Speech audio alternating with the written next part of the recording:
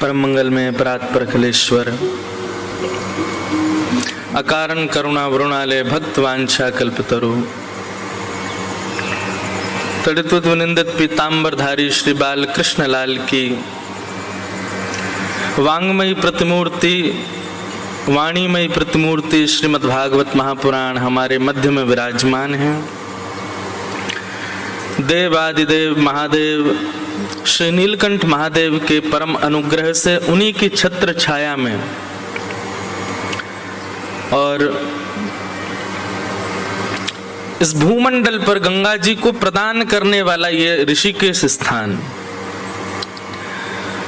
हमारी पृथ्वी को श्री गंगा जी प्रदान कौन कर रहा है? ऋषिकेश ही तो कर रहे हैं। हिमालय पर विचरण करती हुई गंगा जी आती हैं, परंतु पृथ्वी पर समतल भूमि पर ऋषिकेश के बाद ही आती है। तो गंगा जी को प्रदान कौन कर रहा है?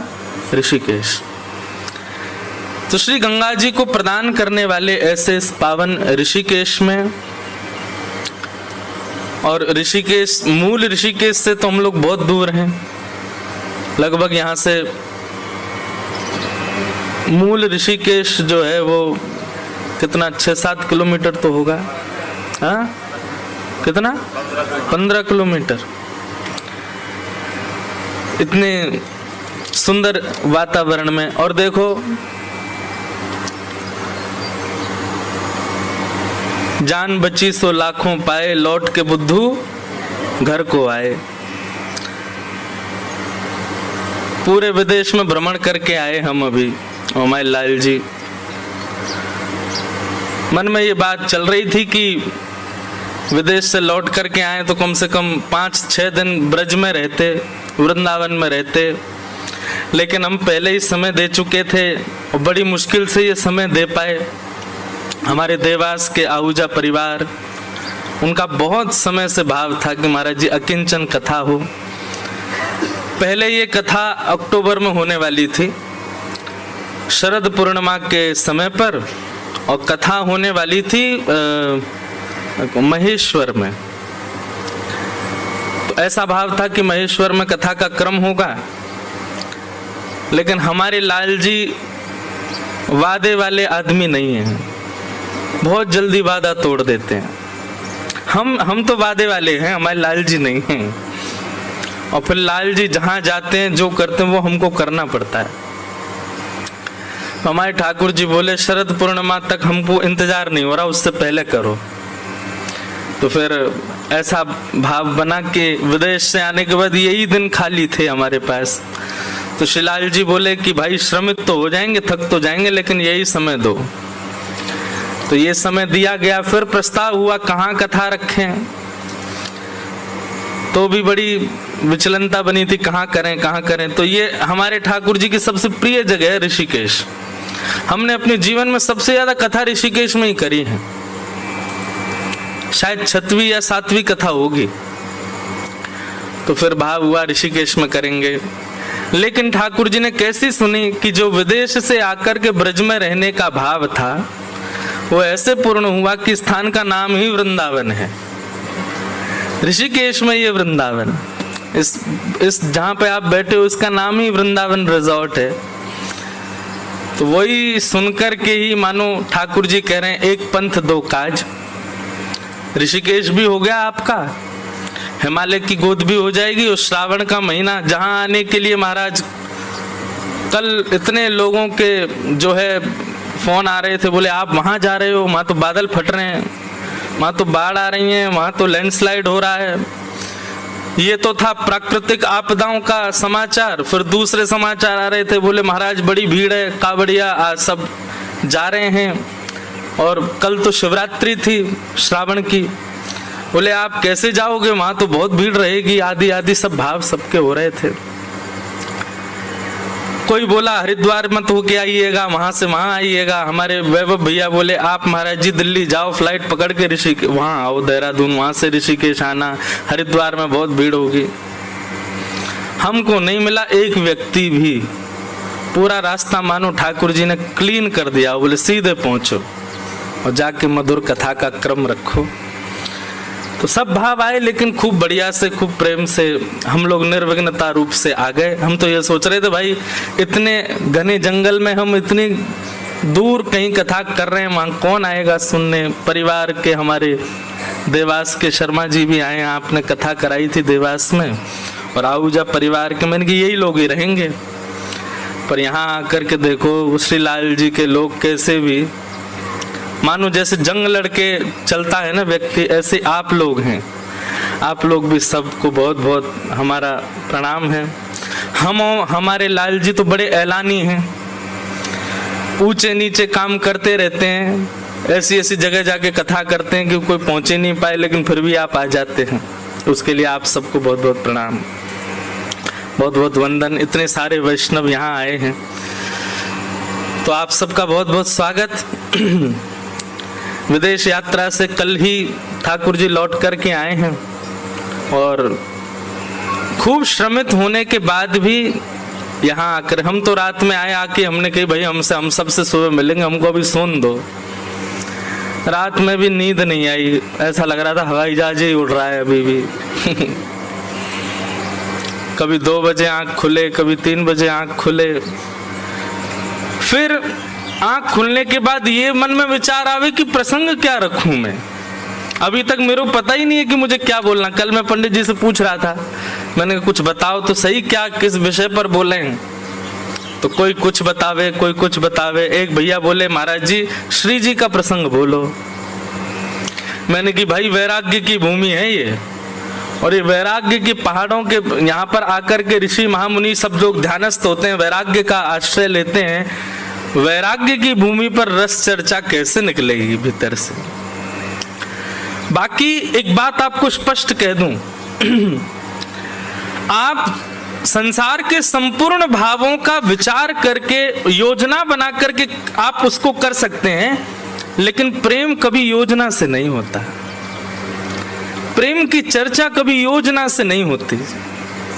आप विचार करके, सोच के, योजनाएं बना करके ये भाव मन में लाओ कि हम श्री जी की रस चर्चा करें, प्रेम की रस चर्चा करें, तो आप कुछ और ही कर बैठोगे। प्रेम योजनाओं से नहीं होता। प्रेम तो बिना योजना के होता है, बिना कंडीशन के होता है, बिना व्यवस्था के होता है। और जिनमें कंडीशन हो, व्यवस्थाएं हो, योजनाएं हो, वो प्रेम नहीं है, वो कुछ और है। श्री जी हमारी साक्षात प्रेम स्वरूपा हैं। उनके लिए योजना थोड़ी बना सकते हैं हम, व्यवस्था थोड़ी कर सकते हैं कि महाराज ऐसी ऐसी व्यवस्था, ऐसा बढ़िया, देखो क्या सुंदर कुटिया बनाई ऊपर। आप लोगों की कितनी अच्छी व्यवस्था है। 2 कूलर लगे, हमारे तो पंखा नहीं लगो महाराज जी। अच्छा, अब तो अकिंचन का पूरा रूप बदल गया। पहले की अकिंचन बढ़िया अकिंचन ही होती थी। पहले कैसी अकिंचन होती थी? ऊपर कुछ नहीं, लाइट नहीं, माइक नहीं, लेकिन अब संख्या इतनी आती है वैष्णवों की कि सभी व्यवस्थाएं करनी पड़ी। लेकिन फिर भी आप लोग भले ही सामान्य बैठो, हम तो अभी भी अकिंचन ही हैं। जो नैका थोड़ी व्यार चलती है यहाँ से, वही में ही थोड़े बहुत पसीना सूख रहे हैं हमारे, तो नहीं तो पीछे से लेके और ऊपर तक सब गीले हैं। अभी भी पीछे से ऐसी लग रही है कि न कोई पंखा कर दे भैया। लेकिन ठीक है, हम अकिंचन ही ठीक हैं। तो कोई विचार करे कि व्यवस्थाओं से वो प्रेम की चर्चा करे, रस चर्चा करे, तो व्यवस्था में सब संभव है, लेकिन प्रेम संभव नहीं। और जो व्यवस्था से किया गया हो उसको यदि आप प्रेम का नाम दे रहे हो तो आप गलत कर रहे हो। श्री जी का भाव, श्री जी का रस, हमसे कोई भी कहता है ना कि हमारे श्री जी का कुछ विषय सुनाओ, मैंने कहा भाई पहले से मत बोलो। मंच पर बैठ करके यदि अपने आप प्रकट हो गया तो श्रवण कर लेना। मैं विचार करके नहीं बैठूंगा कि मुझे श्री जी का भाव कहना है, नहीं। तो वैराग्य की भूमि है।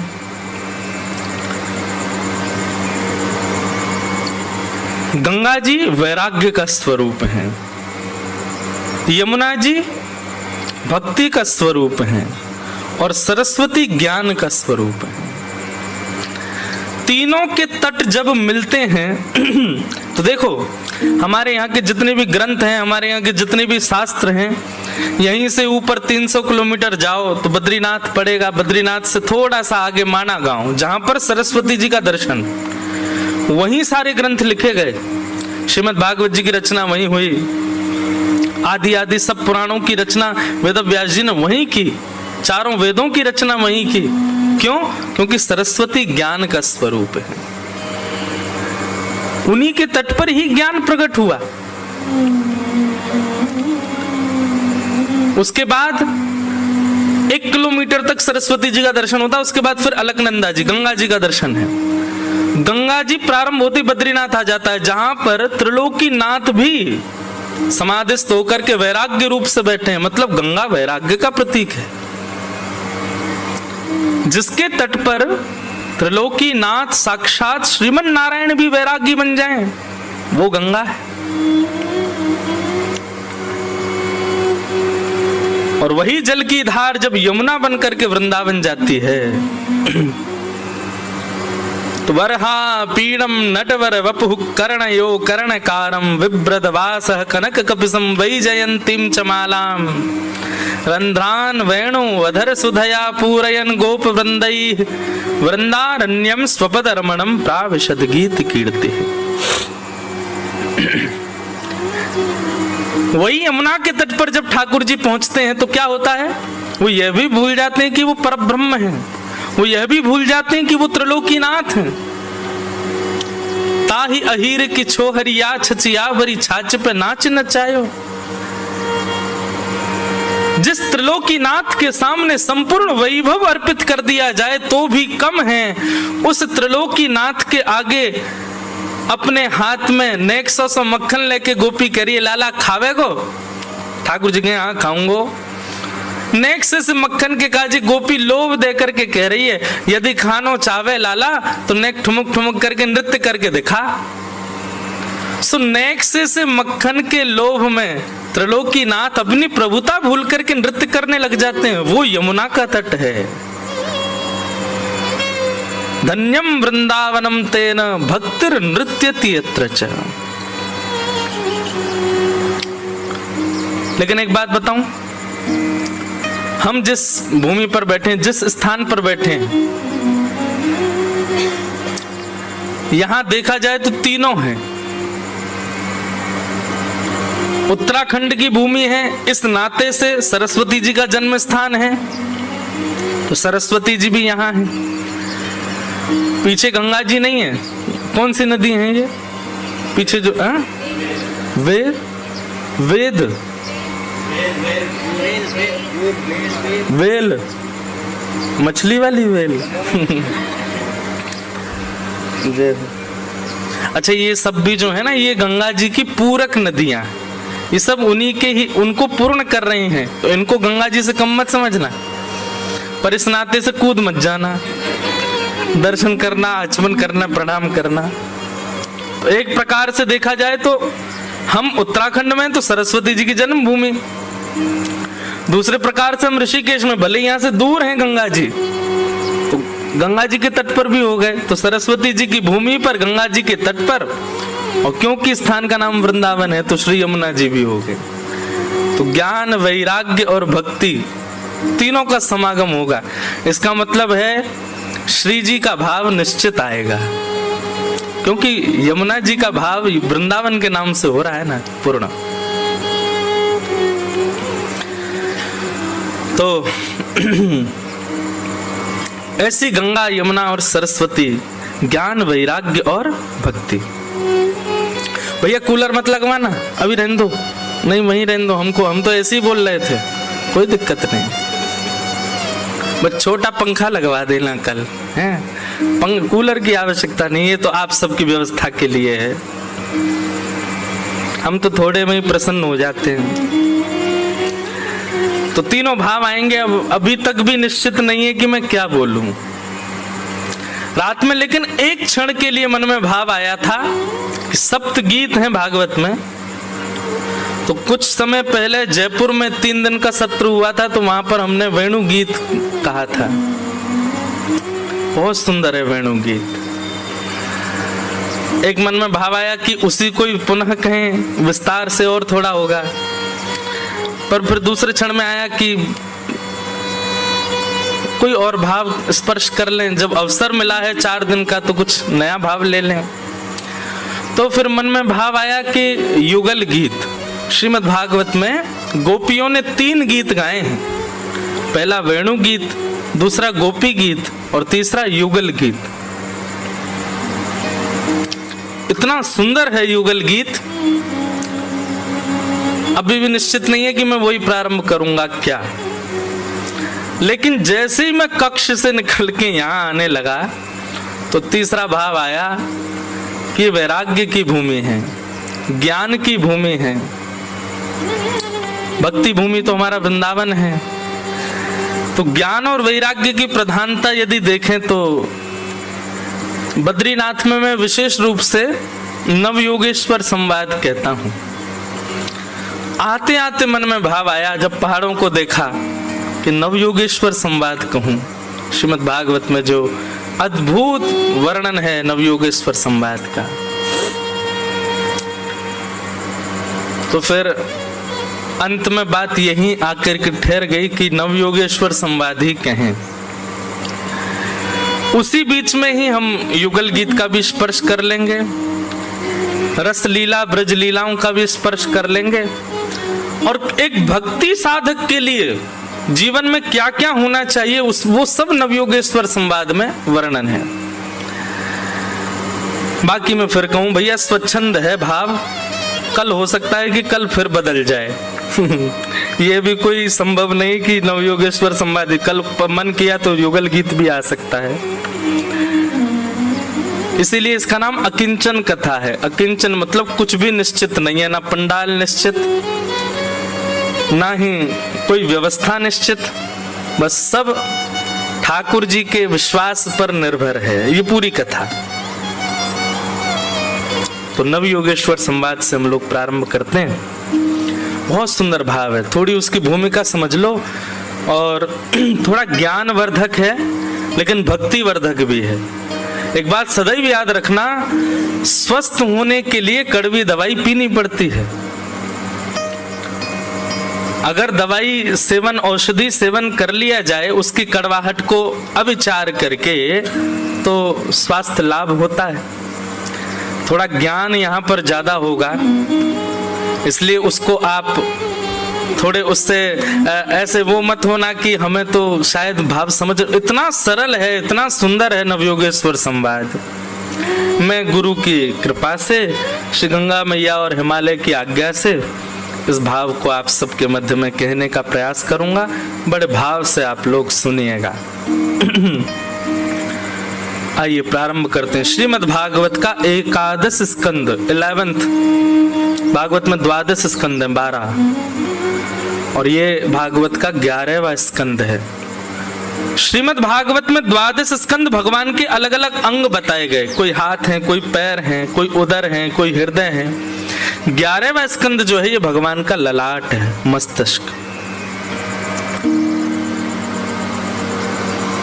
एक प्रकार से ऐसा मानो कि आप आपके हृदय में आए ठाकुर जी का मस्तिष्क पर तिलक कर रहे हो। नवयोगेश्वर संवाद 11वां स्कंद सुन करके ठाकुर जी का ललाट है। आइए उसमें प्रवेश करते हैं। गोविंद भुज गुप्तायाम द्वारवत्याम कुरुद्वः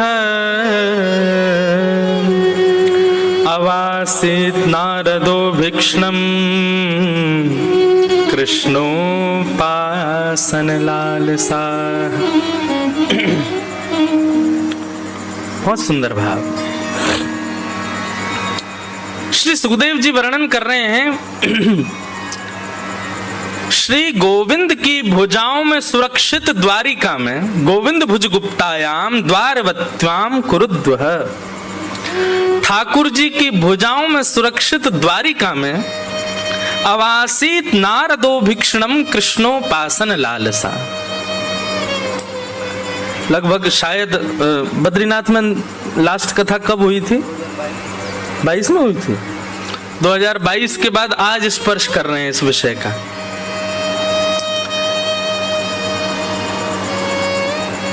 ठाकुर जी की भुजाओं में सुरक्षित द्वारिका में नारद आदि जैसे संत विचरण करते हैं। बोले किस भाव से विचरण कर रहे हैं? तो अंतिम शब्द जो है बहुत सुंदर है, कृष्णोपासन लालसा, कृष्ण की उपासना की लालसा से।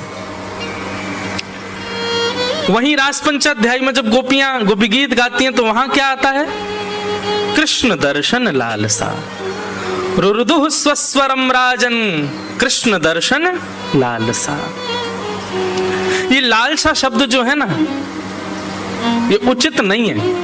लालसा शब्द को एक प्रकार से विषयी शब्द माना गया है। बस ठीक है।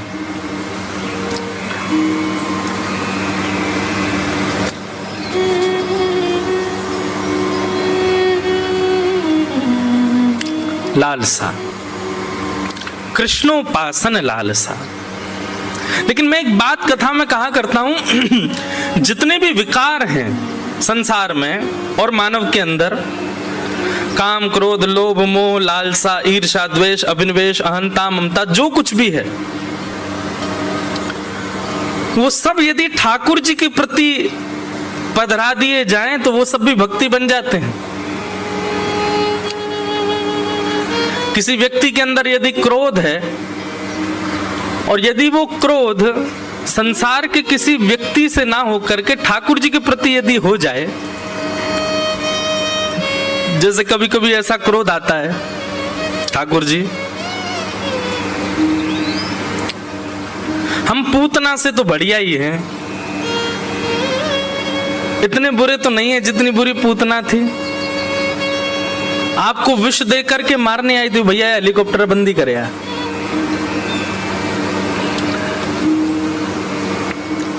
इतने बुरे तो नहीं है हम, लेकिन आपने क्या किया? अहो वकीयम स्तन कालकूटम जिघांक्षया पाययदप्य साध्वी लेभे गतिम धातृचिताम ततोन्यम कंबा दयालुम शरणम ब्रजेम। बकासुर की बहन पूतना को आपने वो गति प्रदान कर दी जो मां यशोदा को प्राप्त होनी चाहिए। मतलब आप मुझे मारने आए, आपने मुझे मारा और मैंने क्या किया? मेरे पिता की जो पदवी है, मेरे पिता का जो स्थान है, वहां पे मैंने आपको बैठा दिया। ऐसा कोई करता है क्या? ठाकुर जी ने यही किया। पूतना मारने आई और पूतना को मातृगति प्रदान कर दी। जब आप पूतना पे इतना अनुग्रह कर सकते तो हम पूतना से तो बढ़िया हैं। इतने बुरे तो नहीं है नाथ। ठीक है, भले ही रूखी सूखी रोटी का भोग लगा देते हैं, सब्जी में नमक ज्यादा कर देते हैं, कभी कभी अपने स्वाद के लिए भोजन बना के आपको पधरा देते हैं, पिज्जा बर्गर का भी भोग लग जाता है ठाकुर जी को। एक बात बताएं, हमारे सेवा प्रणाली में जिस पदार्थ का स्वरूप सुंदर नहीं है उसका भी भोग निषेध है ठाकुर जी को। जैसे कटहल का भोग क्यों नहीं लगता ठाकुर जी को?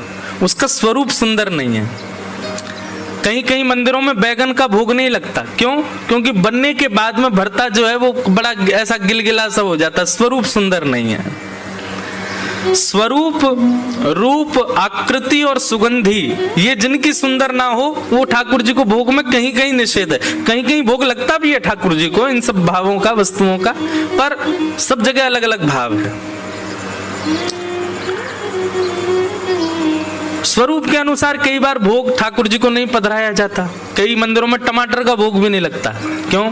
टमाटर विदेशी सब्जी है, भारत की सब्जी नहीं है। ऐसा कहते हैं कि विदेशी है।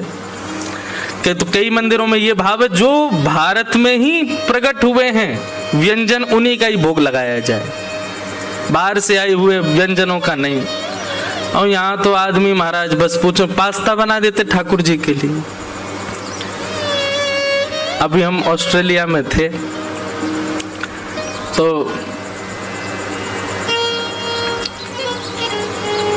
एकादशी के दिन व्रत वाला पास्ता ठाकुर जी को वहां बनाया। महाराज जी व्रत वाला है। मैंने काय का है? कूटू का है क्या? कूटू का पास्ता। अब ये पता है क्या है, तो जो लोग करते हैं उनको कोई ऐसा नहीं कि उनकी मैं निंदा कर रहा हूँ, वो बुरा भी नहीं माने। कलयुग है भाई, इतना कर रहे हो यही बहुत है। भगवान नहीं करे कभी। आजकल वो भी एक नाम चलता है ना, कबाब, बोलने में ही विचित्र लगता है, उसमें भी वेज जोड़ देते हैं लोग आगे। वो समय दूर नहीं, आगामी 10-15 साल बाद वो भी बनेगा एकादशी वाला कबाब, वेज बिरयानी। चावल कोई थोड़ा बहुत कर देते हैं, उसका नाम बदल दिया। हे नाथ, ठाकुर जी कभी कभी सोचते तो होंगे, भाई तू काय को कर रहा है एकादशी? तो जरूरी थोड़े, ऐसा तो नहीं कि तेरे करने से ही मैं प्रकट होऊंगा। मत करे, इससे बढ़िया तो खा, बढ़िया प्रेम से रोटी खा ले। काय को बना रहा है भाई एकादशी वाला सब सामान? व्यक्ति अपने स्वाद के लिए ठाकुर जी का भोग लगा देता है। कई बार उसको प्रिय लगता है, इसलिए ठाकुर जी को भोग लग जाता है। और महाराज हम कहाँ गए, जहां हम बैठे हैं, महादेव की भूमि, इनके नाम पे तो महाराज क्या क्या करते हैं लोग। बुरा नहीं मानिएगा, और मान जाओ तो कोई बात नहीं, पर महादेव के नाम पर जो लोग ये बात कहते हैं, ऐसा ये कुछ भी नशा की वस्तु कर लेते हैं, फिर कहते हैं महादेव का प्रसाद है। ये तो महादेव का प्रसाद तो विष भी है, और ये तो साक्षात नीलकंठ है, वो भी तो प्रसाद, ले लो उसको भी प्रसाद के रूप में। क्यों हम लोग देवताओं का नाम आश्रय लेकर के और अपने स्वाद के लिए, अपनी इच्छाओं के लिए, अपने व्यसन के लिए हम देवताओं का नाम लेकर के क्रियाओं को कर देते हैं। मैं तो कहता हूं किसी दिन महादेव प्रकट हो गए ना, त्रिशूल से इतना मारेंगे उन लोगों को ढूंढ ढूंढ के जो इस प्रकार की क्रिया करते हैं उनके नाम से। ऐसा नहीं करो। मैं देखता हूं इतनी दूर दूर से लोग चल करके आते हैं, कावड़ यात्रा वाले। आजकल जो चल रही है क्या, भोला बोले, एक व्यक्ति दौड़ेगा जल लेकर के, फिर दूसरा उससे लेके दौड़ेगा आगे। पर ऐसे सब तो बहुत अच्छे, ऐसा नहीं है, पर कई लोग उनमें ऐसा उपद्रव कर देते हैं ठाकुर जी के नाम पर, महादेव के नाम पर, फिर गलत सलत कुछ खाते पीते हैं और दिख जाते हैं जब, बहुत पीड़ा होती है। ऐसा नहीं करो, इससे बढ़िया तो घर बैठे रहो। आपको बताएं, व्यसन आप स्वच्छंद कर लो, वैसे तो करना ही नहीं चाहिए, लेकिन भाई फिर भी व्यसन कोई स्वच्छंद कर रहा हो उसको पाप तो लगता है, पर जो ठाकुर जी के नाम पे व्यसन करता है उसको तो महापाप लगता है। व्यसन करना ही वैसे ही कर लो, इनका नाम आश्रय क्यों ले रहे हो? ये सब नहीं। तो भगवान के भोग में द्वारिका में तो एक मुझे नई बात पता चली। द्वारिका के हम तो सेवक लोग हैं ना, तो पूछते रहते हैं सेवा कैसे हो रही है, यहाँ पर प्रसाद का रूप क्या है, सब जगह का अलग अलग भाव है। तो द्वारिका में तो ऐसा सुनने में आया, वहां की रसोई में हम मैया से पूछ रहे, मैंने मैया ठाकुर जी को भोग में कैसी वस्तु पधराते हैं? उन्होंने इतना सुंदर एक शब्द में उत्तर दिया, बोले जिस व्यंजन को पाने के बाद जब आपको उसकी बब सामे, उसकी डकार आवे, उसमें सुगंधी ना हो, उसमें कोई स्वाद ना हो, ऐसी वस्तु ठाकुर जी को भोग में पधराई जाती है, जिसके पाने के बाद में उसका स्वाद जो है वो केवल हवा मात्र रहे, उसमें कोई सुगंधी या कोई स्वाद ना उत्पन्न होता हो, ऐसे व्यंजन ठाकुर जी को पधराए जाते हैं। नई बात, उनमें तो बहुत सारी चीजों का निषेध हो जाता, मूली का निषेध हो गया, गाजर का निषेध हो गया। तो बड़ी बड़ी प्रणाली हमारे वैष्णवों ने करी है, उसके अनुसार, संप्रदाय अनुसार, अपने भावानुसार उनका पालन किया जाता है। कृष्णोपासन लालसा। द्वारिका में नारद आदि संत क्यों विचरण करते हैं? बोले कृष्ण की उपासना की लालसा से। तो हमारे जितने भी अवगुण हैं वो अवगुण ही भक्ति बन जाएंगे यदि उसमें ठाकुर जी का भाव विद्यमान हो जाए। क्रोध है, यदि वो संसार मनाओगे ठाकुर जी से हो जा नाथ, सुना है तारे हैं तुमने लाखों, हमें जो तारो तो हम भी जाने। सुना है तारे हैं तुमने लाखों, हमें जो तारो तो हम भी जाने। अब ये एक सूक्ष्म क्रोध है ठाकुर जी से, आपने इतने तार दिए नाथ, हमने क्या बिगाड़ा आपका? आप जैसे कहते हैं वैसे रहता हूं, जैसा आपका शास्त्रों में वर्णन है वैसे रहने का प्रयास करता हूं, सच बोलता हूं, झूठ से दूर रहता हूं, सब कुछ व्यवस्थित करके चलता हूं। अच्छा बंधु, एक प्रश्न आता है मन में, बहुत ध्यान से सुनना। हमको भी 1 महीना बाद माइक मिला है ना, आज हम 1 महीना बाद, 1 महीना से सबसे ज्यादा याद आई मुझे व्यासपीठ की। इतना स्मरण हो रहा था कब बैठूं कब कुछ सुनाऊं। वहां पे भी सुनाता था, करने तो आराम गया था, 2 दिन में ही आराम हो गया मेरा। तीसरे दिन से यूं लगे अब तो आराम, अब तो नींद ही नहीं आ रही, क्या करें। तो हमने छोटे छोटे मीट एंड ग्रीट रखे। कथा तो अकेले थोड़ी, पूरी टीम यही थी, हम अकेले कैसे कथा करें। तो लोग बागों को बोल देते थे हाँ भाई यहाँ रुके, आ जाओ। इतनी भीड़ आती, उनके बीच में बैठ के थोड़ी बहुत देर सत्संग करते। एक दिन एक बालक ने वहां पर एक प्रश्न किया और उससे इतना सुंदर भाव ठाकुर जी ने प्रेरणा देकर के उत्तर दिलाया। अधिकतर लोगों के मन में ये प्रश्न होता है महाराज जी, व्यसन करने वाले, उल्टे सीधे काम करने वाले लोग कभी कभी ज्यादा सुखी दिखाई देते हैं। भक्ति पथ पर चलने वाले, यम नियम आसन प्रत्याहार ध्यान धारणा समाधि का पालन करने वाले, जप करने वाले, बिना प्याज लहसुन का प्रसाद पाने वाले, रात्रि जल्दी सो जाने वाले, सत्य का आचरण करने वाले लोग कभी कभी दुखी दिखते हैं। भगवत आराधन करने वाले लोगों के जीवन में कभी कभी संकट ज्यादा दिखाई देते हैं, कष्ट ज्यादा दिखाई देते हैं, और व्यसनी पामर जीव कभी कभी बड़े प्रसन्न दिखते हैं। ऐसा क्यों? इसका भगवत कृपा से एक उत्तर मन में आया, बहुत ध्यान से सुनना। सीधी बात है, जिसके घर में रहते हो, जिसके देश में रहते हो, जिसके नगर में रहते हो, यदि उसके बनाए नियमों का पालन नहीं करोगे तो दुखी रहोगे। हम लोग कलयुग में रहते हैं और पालन करते हैं सतयुग का। रहते कहां पर हैं? कलयुग में। और पालन क्या कर रहे हैं? सतयुग का। सुबह जल्दी उठेंगे, बताओ 5 बजे से कथा, आज सॉरी 5:30 बज गए हैं, कल 5 बजे बैठ जाऊंगा मैं। कल आप और जल्दी 4:45 तक आ जाना। आज भी आ ही गए होंगे, हम ही हैं ऐसे, क्या करें।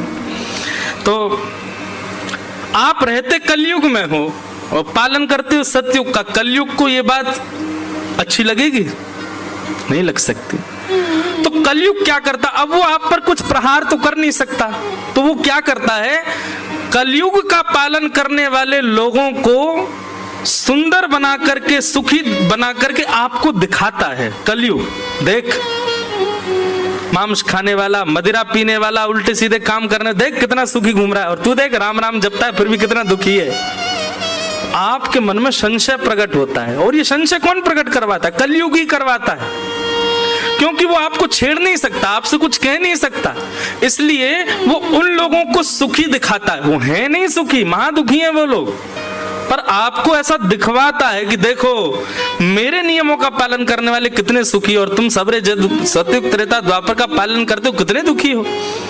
और इसी प्रभाव में आकर के कई लोग नाम जप छोड़ देते हैं, कई लोग भक्ति पथ छोड़ देते हैं, कई लोग कथा साधन छोड़ देते हैं। क्यों? वो ज्यादा सुखी हैं। हम भी करके देख लें तो क्या बुराई। लेकिन भैया विचलित मत हो, कलयुग आपको कितना भी प्रभाव दिखावे, आप अपने पथ का त्याग मत करो, आप अपनी निष्ठा का त्याग मत करो, आप अपने नियम का त्याग मत करो, लगे रहो बस अपने क्रम पर।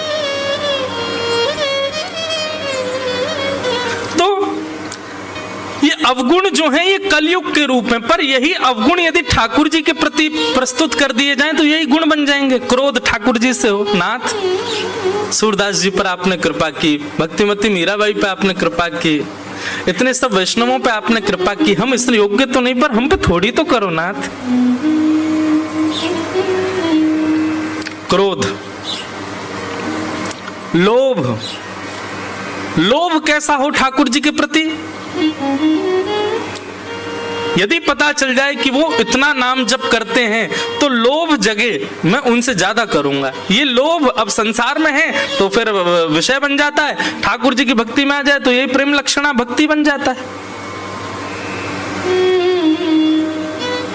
अब यहां पर जो शब्द प्रयोग किया गया लालसा, लालच, लालच अच्छा नहीं है, लालच बुरी, लेकिन यहां पर क्या कह रहे हैं? कृष्णोपासन लालसा।